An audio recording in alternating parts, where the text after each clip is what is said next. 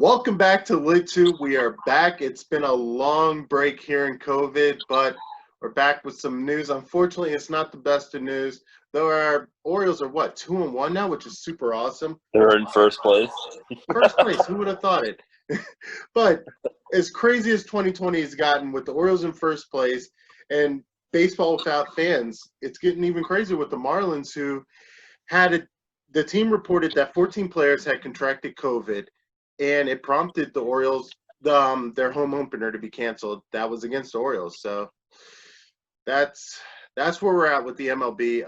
The Yankees also canceled their matchup against the Phillies. Right now, things are semi up in the air, but it does look positive that at least the season should continue. But the Marlins are down 14 players for 2 weeks. What the hell? Yeah, Rob Manfred, the commissioner of Major League Baseball, like, he didn't see this coming, but he planned for it.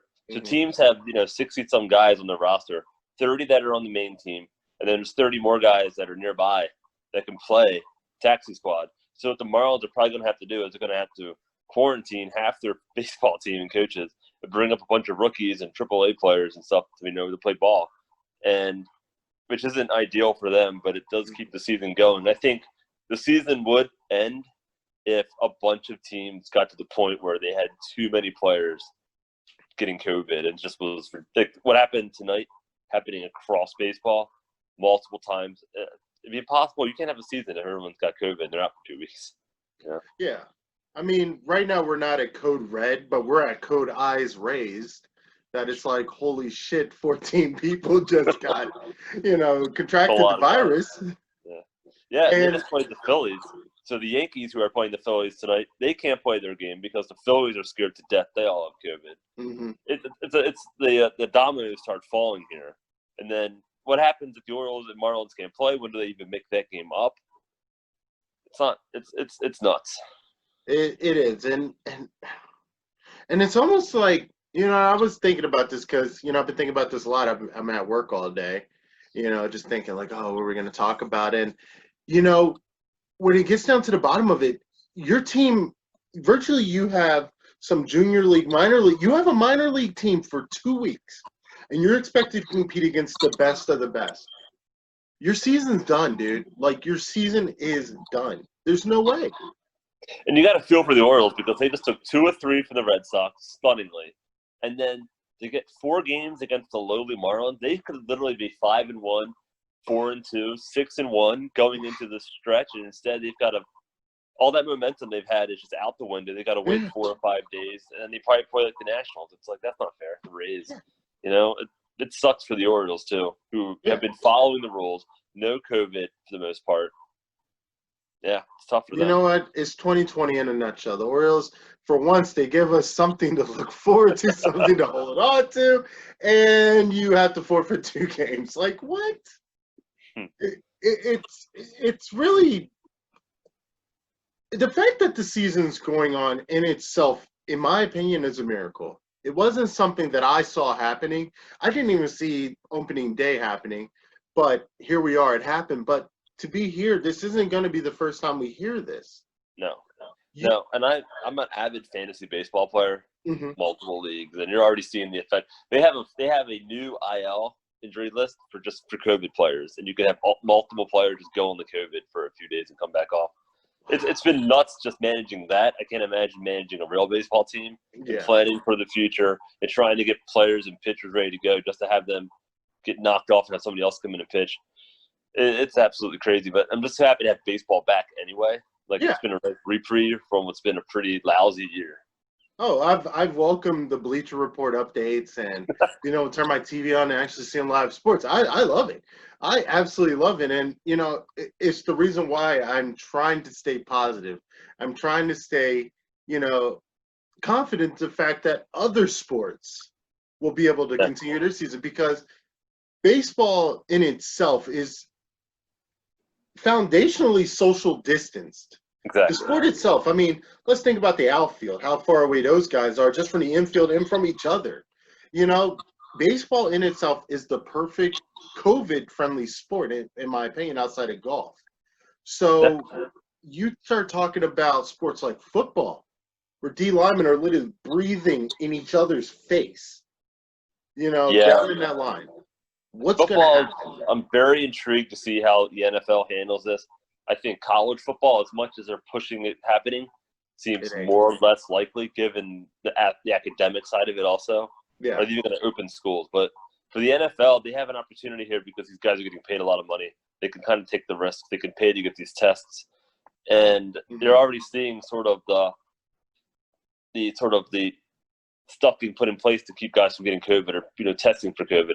And you're already kind of seeing it work, but you're already seeing guys like the Anthony Thomas from the Ravens, checking out because he doesn't want to deal with it. I mean, what are your thoughts on all this from the NFL standpoint?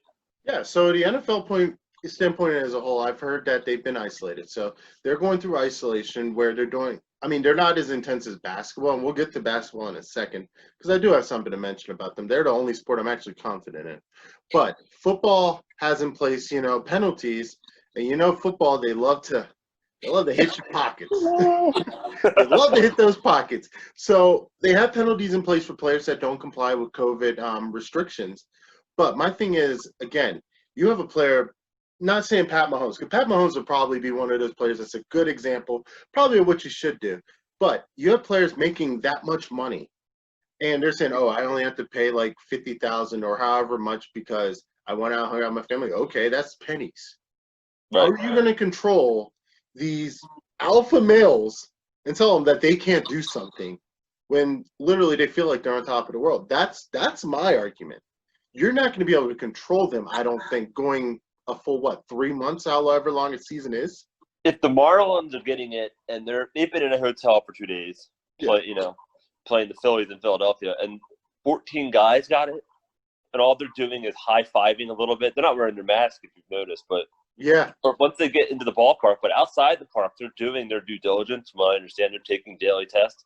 If that many guys can get it, what about 80 guys playing football? And then when games happen, you're talking hundreds, 200 some people on a field when you're talking referees and everything. It seems mind-boggling to even think a season's going to happen just because there's just one guy gets it. Just the nature of the beast of how football is, to your point. If the lineman has it, the quarterback's going to get it, the center's going to get it, quarterback's going to give it to the receiver, he's going to give it to the corner or something. They're all going to get COVID, and entire teams are going to get wiped out. And it just seems like it's just not – obviously, players' careers are on the line. They're not – it's a very short time span. You're going to get Lamar Jackson in his prime for so many years. If you're the Ravens and you've got Campbell, who's already a 12-year veteran, he's not getting any younger. So it doesn't behoove the NFL to not have a season. And I think a lot of players understand that, and they want to play under the, but I think you're going to have a taxi squad of like 40 dudes. Yeah. Because these guys get injured. It's going to be nuts. Not to mention COVID, but yeah, COVID. Yeah, when you really, what I think about is, being a BYU fan, being a fan of a smaller college, a lot of guys get their chance on, the undrafted free agency route. We have Tyson Williams, who was the running back for BYU. They picked him up. And then you have, what's his name, Tyler Huntley from Utah, another undrafted free agent, who I thought, when we last did our video, I for sure said, this kid is Lamar Jackson's backup. Book it. Watch, no question. I don't see that. That's where it's going to get confusing because those are going to have to be those guys on the taxi squad. They're going to have a job, but are they going to get paid in that time? You're not going to pay these guys to sit on a bench hoping that somebody gets sick, unfortunately. Yeah, I don't know what – I think they're going to make – I think that those extra guys are going to be doubled or tripled, and they're probably going to get more money than they would have in a normal year because of the fact that they've got to be ready at a moment's notice, and they're expected to be starters instead of, super depth that you're hoping to practice squad next guys. year. So in that regard, I think – but you're not going to see them at the ball games. Like those scratch guys aren't going to go and warm up in sweats. They're not going to be there at all. No. They're going to – and because they're not going to – it's a very interesting dynamic. It might actually create more opportunity for guys if you think about it. Maybe not on the 55, but all of a sudden you might have a 30 or 40-man net tax squad. So your running back from BYU might actually get more looks from that regard. Yeah. Be a benefit for those guys. They're not going to get a chance to play on the team, unfortunately, but they might get a chance next year on the Bengals. You might like the tape. But, my question is, and, A lot of thought has gone in. I literally woke up to that text message. Actually, there was an update from Bleacher Report. Funny enough, the Marlins tested 14 players. Their home opener against the Orioles is canceled. I was like, wait, what? Like literally, those were the first things I read this morning. And then, of course, my mind starts running. It's like, okay, if baseball's doing this, because baseball is the petri dish. Baseball is essentially like, okay, can we do an outdoor sport and try to contain this virus somehow? Let's try to contain it. And that was the first thing. I'm like, this does not look good. This does not look good. Now, again, thankfully to taxi, squads and, Manafort really being strong and just saying we're not going to cancel the season unless, it's like a league-wide thing. We've seen how the virus has spread through everyday Americans. Every day, I mean, across the planet, essentially. Let's just say across the planet, this virus has spread faster than I think I've ever seen anything else do. What's to stop it from, swarming these leagues? And again, you're talking about, like, take a player for Pat Mahomes who's making $500 million to play football. You're going to risk him getting coronavirus? This is a disease that takes healthy people and turns their blood to slush. You're not going to risk that. What does give me a little hope with the NFL is, I mean, as unpredictable as the virus is, Major League Baseball was woefully unprepared. It seemed like they were up to the deadline trying to figure out a deal just to get the game going. Yeah. And I think they kind of put how to keep this player safe on the back burner, in my opinion. And I think they're kind of seeing it now. I mean, they're really not mandating they wear masks in these games, and they're high-fiving now all of a sudden. The catcher and the umpire right up against each other still, which you really can't fix, but they're not wearing masks. Football, I think, I'm interested to see what the NFL does because they've now had since March to get it going. They had a much quicker time. I mean, this broke that baseball was already happening in spring training. So the NFL could probably come out with some sort of mask that's part of the helmet, I would think. They're wearing gloves, maybe outside the quarterback. I think there's ways to keep them, and then maybe it's a bigger league. They can probably get way more testing and stuff. I mean, it's probably fool's hope. Yeah. I mean, but again, that's all we have today. That's all we have nowadays. But with football, yes, every single player, including the quarterback in some cases, because I've seen some quarterbacks throw for glove. I'm not saying I would force, Tom Brady or Lamar Jackson to switch up their thing. That's what they do. We're not going to switch it up. But if they're the only ones without gloves on, maybe. Yeah. If the quarterback's the only one without gloves on, make the refs wear gloves when they're moving the balls. Whatever you have to do. And players, again, these face masks, I actually saw that they had made a prototype for a face mask that covered the mouth. So, like, it went all the way down. It was like a clear shield, like face shield, but it went all the way down. I've seen that.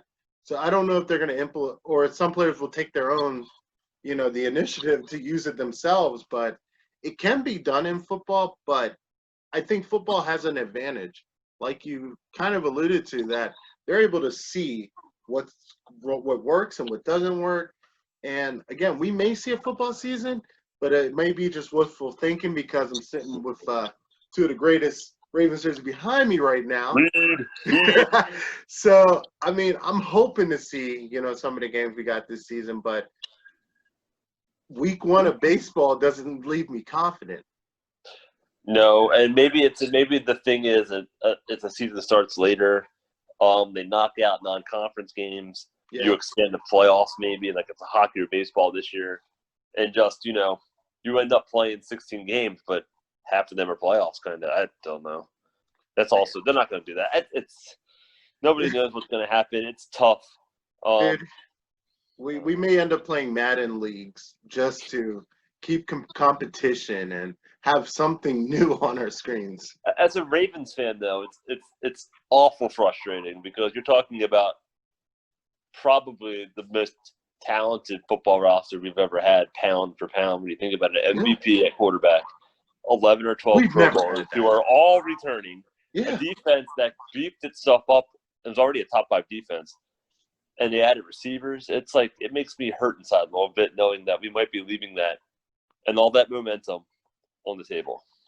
I'm gonna be real with you, dude. So and the schedule too that we have. Yeah, because I was about to allude to that. I was planning on having my ass in a seat for Monday night against Pat Mahomes, Lamar Jackson, Pat Mahomes.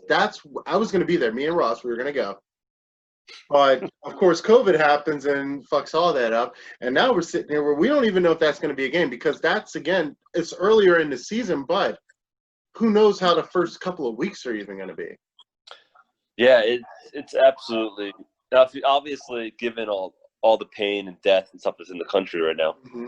It's technically back burner, but it still hurts to even think about it. I mean, all things considered, I mean, yes, sports aren't the most important thing going on right now, but it's one of those things where I remember actually Anquan Boldin talked about it, and it was back at the height of when, you know, a lot of the protests were going on, and he said that sports are like a distraction to the country where, you know, we can kind of take our minds off of the negative things. And that's, I think, the great thing about having baseball on TV right now. It's even though you still see no fans out there, even though you know that there's no chance you'll be able to go to a game, crack open a beer, have a hot dog, you still got baseball on your TV, and it's something just to take your mind away from the fact that you're still locked in your house 4 months later. Yeah, sure. I'm not watching baseball. I would have been doing that anyway. Yeah. You know, I don't know. But I think, you know, this is something we're definitely going to cover because, again, we took our break. We're back. And, you know, it's going to be something we have to continue to watch because what you're seeing in baseball will virtually be the prototype of what other leagues are going to have to do or how they tweak their own systems. Football's back. I mean, it's training camp now. It's training camp. I saw it on Instagram. So now we're going to see – I mean, when I saw Lamar Jackson arrive today, he walked through some kind of medical tent before he got through the doors of the castle. Wow. That tells me they tested him immediately before you go in, probably a fever check, maybe even a swab, you know, and then he did his thing. So I think that's going to be the norm for them. And from a media standpoint, I was talking to some media friends, and I understand now that they're not even letting media in the building. They're allowed to watch like 5 minutes of training camp, and then they've got to go. Wow. So it's really tough for the media in that regard. Like, you can't even stand there, which is silly to me. Like, if you're going to get tested, right? They get tested. Why not stand for an hour? Like, what's the difference between 5 and an hour if you're just standing by yourself? Yeah. And that's neither here nor there. That's always been the Ravens' way anyway. Mm-hmm. And it's not like it's one of those things where they can't social distance. Oh, yeah, there's so much football. I understand because – huh? It's multiple football fields and like maybe 15 members of the media. Exactly. Again, as long as they're not going up and breathing in Lamar Jackson's face saying, oh, how have you improved on your passing or running this season? I don't see how they, you know, can't stay on the sideline about 15, 20, 100 feet away from these players. I just don't get it. I think if anything, they're taking advantage of it by not letting the media be there. And I think it allows the Ravens to maybe come up with a little more schemes. It's honestly probably a good thing. I'm hoping. From a media standpoint, it's horrible. And I understand now that they're not going to just do daily interviews anymore. Maybe 1 or 2, all Zoom. I don't think even Harbaugh's going to talk every day. That might change, but I think it's going to be very interesting about the Ravens this year. And I think they might actually come out more unknown than they would have been otherwise, which is good for the Ravens in a year where they can win it all. To have a wrinkle in that offense that no one's going to know about, that's big time. That is huge. And again, we've seen what they can do with full media coverage. We saw what they did with that spectacular season last year. So, again, some extra time, you know, no media coverage spoiling any of the goodies. Hey, week 1's going to be awesome. I'm just looking forward to week 1. You know, we'll just take it a day at a time. Week 1, we know likely will happen. I doubt Lamar would have even played in a real preseason anyway, to be honest with you. I don't think he would have. Hell no. I doubt you would have seen He barely played last year. So it's like, if that's the case anyway, and all you're missing out on is backups and rookies, honestly, who cares? In my opinion, it should have been done anyway. This is what the NFL should be doing. Maybe 1 preseason game going forward anyway. Exactly. I mean, here's the thing. You know who you want on your team. You know that undrafted free agent. Of course, yes. He might make some head turns. He could potentially be a Taysom Hill or, you know, a guy that could squeak their way onto the spot. Yeah, that happens every now and then. But most of those guys are not going to make the team. Take care of the guys you know for sure you're going to pay and get on your roster. Those first 4-round picks, those guys for sure. Yeah, sign them. Make sure they're comfortable and safe, and then play. But we don't need an extended preseason. Nobody watches that shit anyways. No, and most of the guys that do really well, I mean, you've got guys that might get like an interception and a sack, and you're like, whoa. But the more often than not, they're doing that in practice. And unless you're in the media, you're not really seeing it. And then they just happen to carry it over, and that convinces the coaches, hey, they're doing it in practice, and they just did it against a fourth stringer. Even then, that still leaves some question marks. So I don't think it changes much. I think, if anything, it just gives opportunity for kick returners and stuff more than anything. Special teams need it more than anything. Special teams. I think you're 100% correct, because you know who the starters are going to be. We know. Yeah. This isn't a mystery. We're not the Redskins. The Ravens specifically have no position battles that I even care to even worry about right now. Maybe guard. Maybe guard? But not even really. They went out and got some guys. So I think it's less of a battle and more of a not really a battle, in my opinion. It's more of a play where you can plug and play. Like, okay, we know that our guard position probably might be the weakest part of our team, but just play as hard as you can. I mean, it's weird not having the preseason, because normally around this time, we're talking about just the bits and pieces that they give us, to the media. We're hyped over that, and right now we have nothing. It's a complete blackout. I mean, there hasn't been going on, obviously, because of the virus, but it's going to be an interesting August. It's going to be painstaking, because every single day you're going to wake up, and then inevitably it seems like the Denver Broncos is going to have some sort of COVID outbreak. And it's like, all of a sudden, it's going to be, it's the NFL. It's going to be front page news. And then if they happen, that's why they're not having preseason. They're trying to keep it as remote as humanly possible. So that regular season happens, and then they have to cancel it. Oh, well, they got there anyway. Yeah. I mean, I honestly, I knew that the preseason was going to happen when they canceled the Hall of Fame game. I figured, I'm like, all right, if you're not even having a Hall of Fame game to induct Hall of Famers, you're not having a preseason. And good luck having a season. So, again, I'm keeping the little bit of confidence I have. It's very small.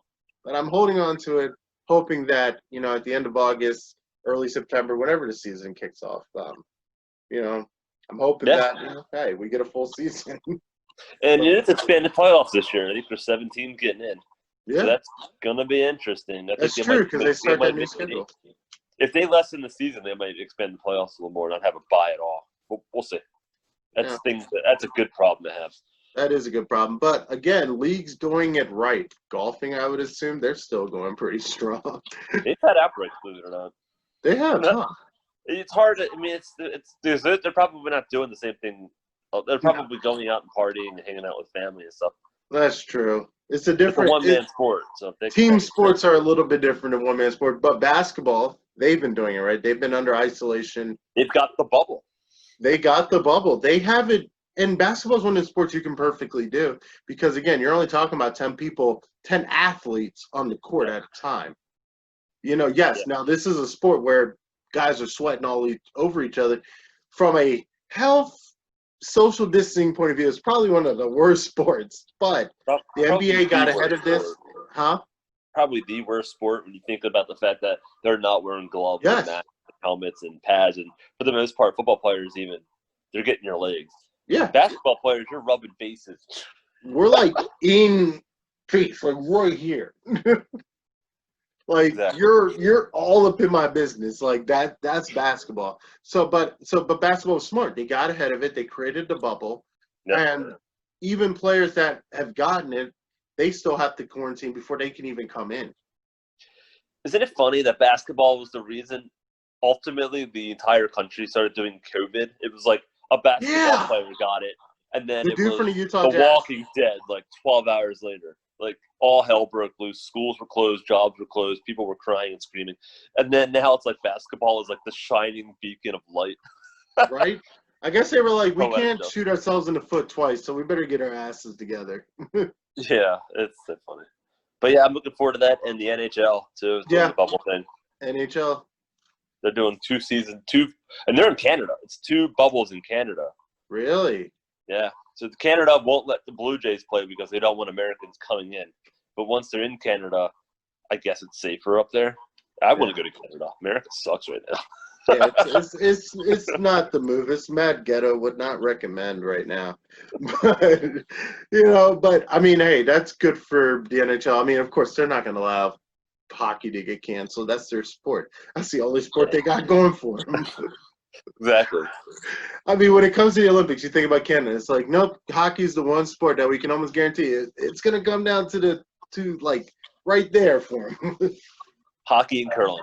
Hockey and curling, that's all they got. But I mean, no, that's good that hockey is taking it serious. I mean, they have a great system in place, basketball. But again, it's the other sports that essentially it's not, and not to get too, off subject, but it's essentially the difference between people wearing masks and not wearing masks. There are sports that are taking it serious, and then there are sports that aren't. But baseball might regret not doing the bubble thing because they were going to have a bubble in Arizona. They've got 3 or 4 fields out there, bunch of teams, and then a bubble maybe in Florida or Arizona, or not Arizona, California. Everyone playing almost like a baseball tournament. Mm-hmm. But they didn't, and now you're kind of seeing they've got to travel, all that stuff, and it's going to end baseball quickly because they're all getting on airplanes and flying. Yeah. The different. I mean, Orioles were supposed to be in Florida tonight, and they rerouted to Baltimore. They never even got off the plane. And I hate the idea of them going to Florida. Yeah. And if you're Maryland, if you really want the Marlins coming here at all, no. And that's the other part about it. It's like because almost essentially it's become 50 different countries doing 50 different things.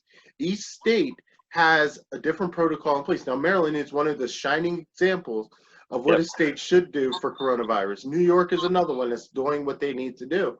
But then you have states like Florida, Arizona, Texas, and even California, as hard as they're trying, they just can't contain it. It's just too big. You have, and think of how many teams just come from those states, just those. And I mean, you're talking multiple NFL teams in all those states. Florida has Miami, 2. Tampa, Jacksonville. California used to have the Raiders, but they have the Rams and the 49ers. And yeah, you're right. And Texas has the Cowboys and the Texans. It's half the NFL. You have half the NFL in red zone areas, and then throw in the Cardinals because they're in Arizona, another hotbed. You have all these half the leagues are in hotbed areas, and it's like, okay, certain states are banning transportation between, like Larry Hogan has come out and said, unless you're traveling for essential, reasons, don't travel outside of the state. Right. And you're just, I mean, of course, obviously these are these people's jobs. This is their livelihood. But you have an entire squad coming from Florida. Literally, it's the red zone of the planet, Florida. And you're saying they're going to come to Maryland and play and contaminate? I don't know. Because they're staying in hotels. Yeah. They're more than likely, I don't know what they're doing, but they're at some point they're traveling on buses and all that stuff, and it's like, they're contaminating everything they go. Like murder hornets. Not good. We're gonna have another outbreak of murder hornets. I just don't know. Like I said, I mean, the news we got this morning, I remember I texted you right away. I was like, dude, what the hell? That was the first time I heard about it, was your text. Yeah. And I said, like, I just woke up to the update. I rolled out of bed, and I'm like, all right, it's Monday. Got to go to work, go to walk to log into my computer for work. And I look at my phone. I'm like, what the hell? I was so pumped for the Orioles, too, because they're not going to be winning for much longer. I know. You had been hyping this one up, like, specifically this game, because I remember I asked you about the fantasy football. You're like, nah, man, Monday's going to be like the Orioles versus the Marlins. I'm like, all right, that's going to be a good game. I want to see that. Things I never thought I'd say. Yeah, right. That's the state of 2020. We're looking to play the Marlins, who let us down yet again. The Marlins continue to be the Marlins. So there you go. But this has been enlightening and super engaging conversation, man. Yeah. Yeah, I think, like I said, to all those watching, we have been on a hiatus for a few months. Obviously, the state of the world's been crazy, but we are back. We're going to be covering sports. We're going to be covering Corona more in depth, and, stay tuned for more. Again, this is an ongoing story. Even up to where we were filming, updates were coming left and right. So this is going to be something we're going to continue to follow. Follow us on social media. Follow us all over, and stay tuned for more. Don't forget to like and subscribe. Take care.